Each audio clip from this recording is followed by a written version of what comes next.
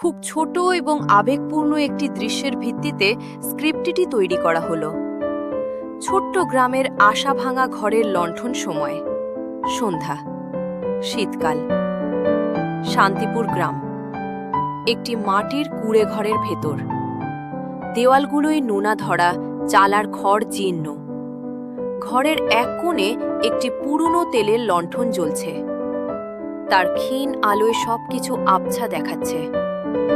মেঝেতে একটি ছেঁড়া মাদুর পাতা। মা, দেখো, আমার আঁকা হয়ে গেছে। কি আঁকলি রে আমার সোনা? আজ বুঝি খুব খিদে পেয়েছে তাই ভাতের হাঁড়ি আঁকলি? না মা, এটা আমাদের নতুন বাড়ি, টিনের চাল। আর দেখ, এখানে একটা জানলা যেটা দিয়ে চাঁদ দেখা যায়। তোর বড় বড় স্বপ্ন বাবা, বড় হয়ে তুই ঠিক এমন বাড়ি বানাবি। বানাবো তো, কিন্তু তার আগে একটা কাজ করতে হবে। কি কাজ? তো বন্ধুরা, এরপরের কাহিনী দ্বিতীয় পার্টে শোনাবো। শোনার জন্য আমাদের গ্রিন ভিলেজ সবুজ গ্রাম টিভি চ্যানেলটিকে সাবস্ক্রাইব করে শুনতে থাকুন আমাদের কাহিনী। ততক্ষণে ভালো থাকবেন, সুস্থ থাকবেন। Tata, bye bye.